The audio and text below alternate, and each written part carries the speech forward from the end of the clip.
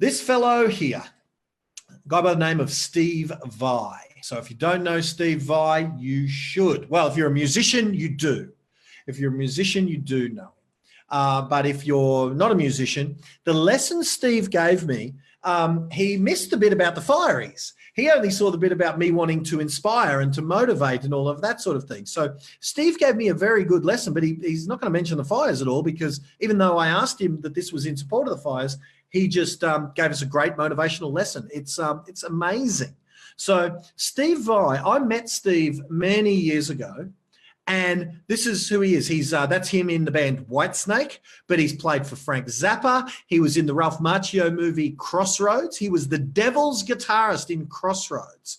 And he's just what arguably many people say he's the best guitar player on planet Earth. Taught by Joe Satriani, and in many people's opinions, surpassed Joe Satriani. Now, I'm going to say they're neck and neck. I love them both.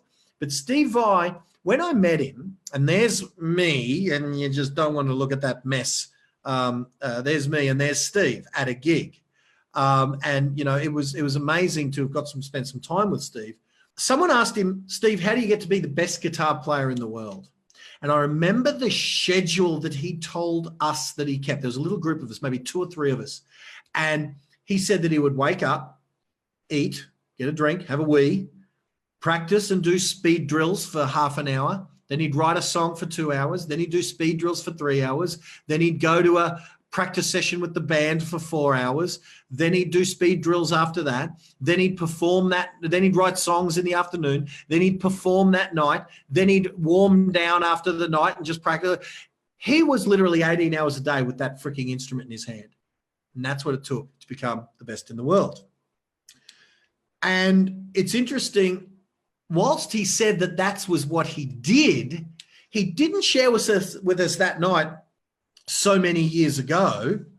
You know, as you can see, he's a lot younger. I'm a lot younger.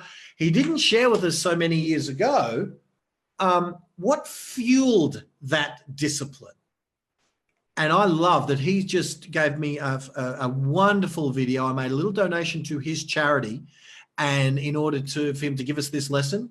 And boy, oh boy, there's no wonder why he's the best in the world. But do take note.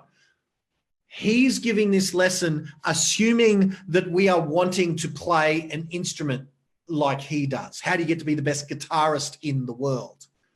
You've got to substitute this lesson for whatever it is that you do, in this case in business or whatever business you do. But take a lesson from arguably the greatest on the planet at one of the hardest skills to acquire, and that's guitar mastery. Check it out. Steve Vai's lesson, are motivation and discipline enough?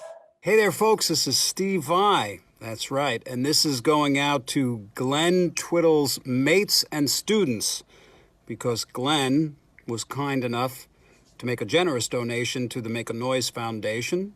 So I'm doing this shout out. And he would like me to talk a little bit about motivation. Motivation to play your instrument. Well,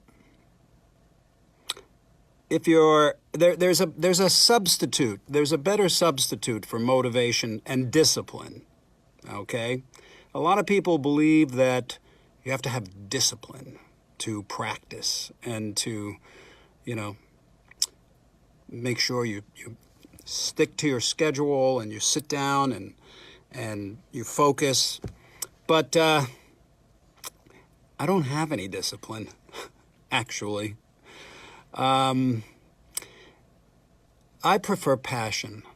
Passion over discipline and over motivation, because passion is something much more powerful, and also there's no resistance in it. You know, discipline kind of sounds like you have to do something that you don't want to do, and you're going to force yourself, and that's no way to do anything.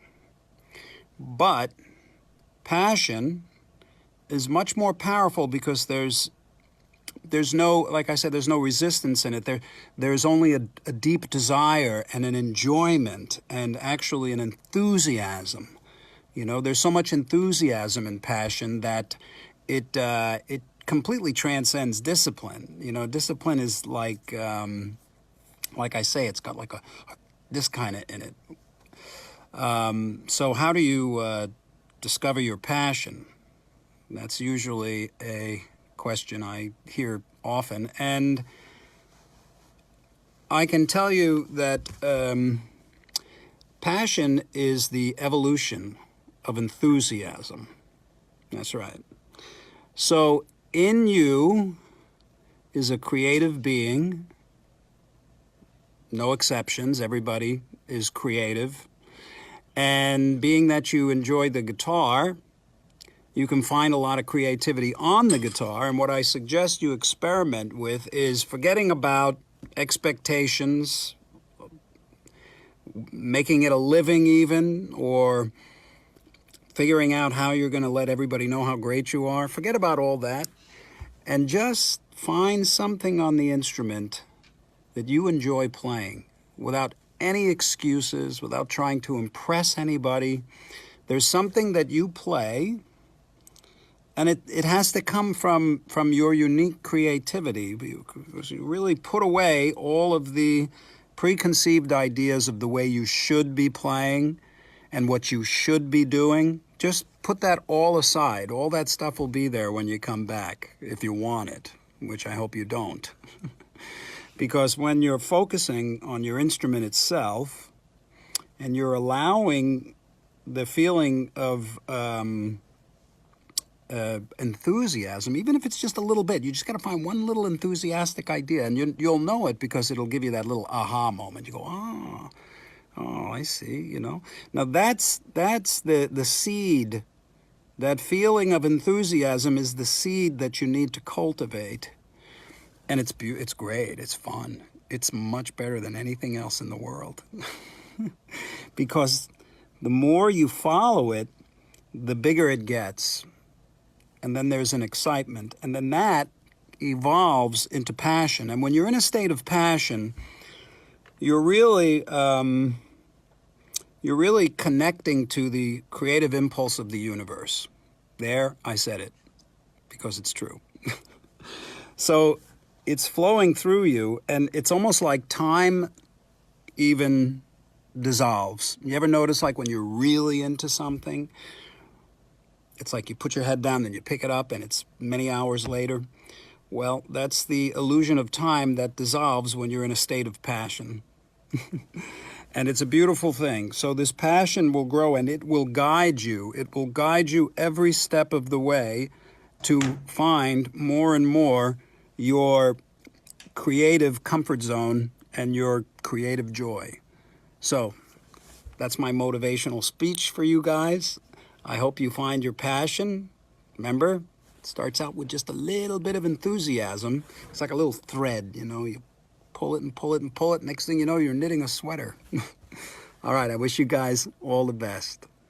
There he is, arguably the greatest that ever picked up the instrument. So pretty cool. And certainly, I like back when I met Steve, understand this gig that he did was so hot that when I met him backstage, this was afterwards, when we first caught up backstage, he was naked saying hello to us, naked, completely. So ladies, you'd be thinking, because this was about the vintage I met him, about this vintage, you're sitting there going, ooh la la, totally nude, because the gig was sweltering. It was so hot. Hence, that's the reason for this mess. Yuck. Anyway, there's Steve. Best of the best.